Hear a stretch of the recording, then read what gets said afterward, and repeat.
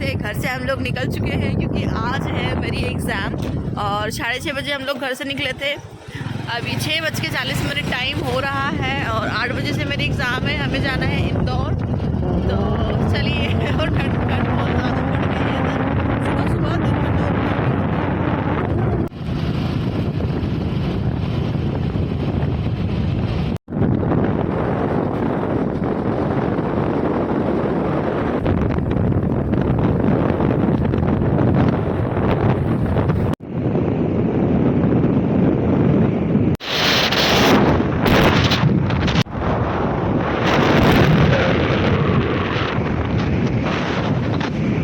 पहुंच चुकी हूँ अपने एग्ज़ाम सेंटर पर। वो है मेरा एग्ज़ाम सेंटर जहाँ पर बाइक खड़ी है।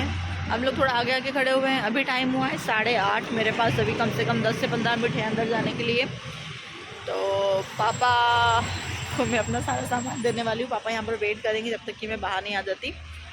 तो चलिए अब मैं चलती हूँ और जाकर देखती हूँ कि अंदर जाने का क्या सीन है क्या नहीं है। तो मिलती हूँ आपसे उधर से आने के बाद। तो फ़िलहाल मैं आ चुकी हूँ बाहर। स्कोर में अपने हाथ में लिख के लेके आई हूँ क्योंकि वहाँ से मतलब स्कोर तुरंत बता दिया था। तो जो थ्योरी है उसमें तो मैं पास कर चुकी हूँ। पासिंग मार्क्स मुझे आए हैं, ज़्यादा तो नहीं आए हैं। लेकिन टाइपिंग टेस्ट मेरा रह गया है। उसमें 30 की स्पीड चाहिए थी और मेरी सिर्फ 27 की आई। तो कोई नहीं, अब मैं नेक्स्ट टाइम ट्राई करती हूँ। चलिए अब हम लोग जाते हैं वापस घर। तो फिलहाल हम लोग निकलने वाले थे घर के लिए, लेकिन पापा को कुछ काम याद आ गया, थोड़ा सा उनका जो स्कूल का काम है। तो उन्होंने कहा कि हम लोग जब इंदौर आए हैं और हम लोग वापस जा रहे हैं तो क्यों ना वो काम भी हम लोग फिनिश करते हैं। तो बस उसी के लिए वो लोग अभी वहाँ बैठे हैं, डिस्कशन चल रहा है, देखते हैं कितना टाइम लगता है। और चैतन्या को मैं घर छोड़ के आई हूँ। मैंने मम्मी को कॉल भी किया लेकिन वो खेल रही है तो मुझे उसकी टेंशन अभी है नहीं। चलिए देखते कितना टाइम लगता है यहाँ पर।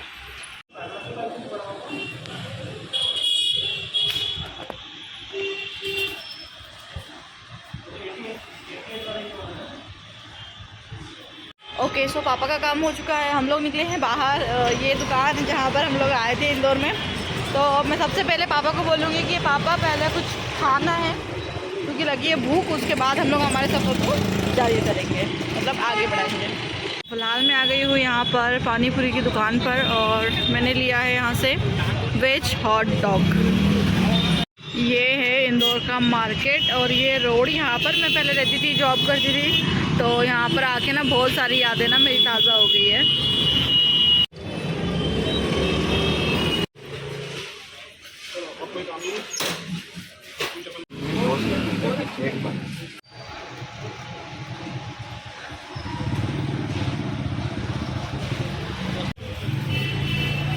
हम लोग इधर फंस चुके हैं ट्रैफिक में। काफ़ी देर से हम लोगों की गाड़ी निकल नहीं रही है और अभी ये निकाली।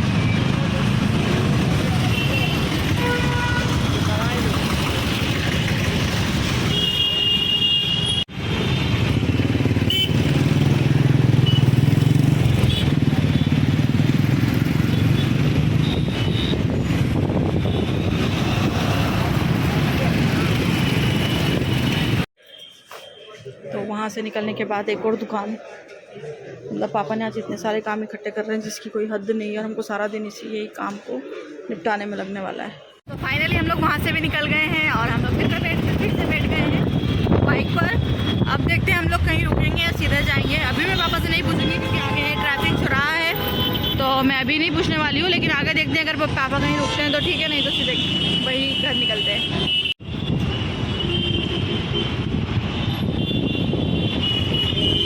हम लोग फिर से एक जगह रुक गए हैं और ये है फरियाली खिचड़ी की दुकान।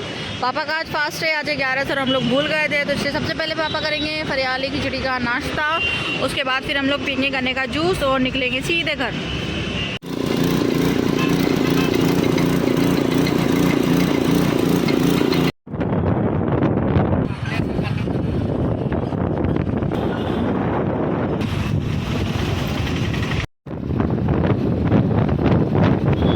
अभी हम लोग फ़िलहाल रुके हैं। रीज़न ये है कि हमें अपने मोबाइल को रखना है बैग में या पॉलीथीन में लपेट कर, क्योंकि मौसम है, ये देखो बारिश जैसा पूरा मौसम हो चुका है, बादल छा गए, कभी भी बारिश आ सकती है। बूंद तो थोड़ी आ भी रही थी रास्ते में।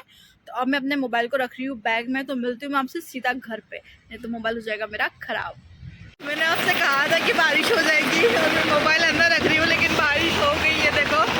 और हम पूरी तरीके से भीग गए, पापा भी भीग गए।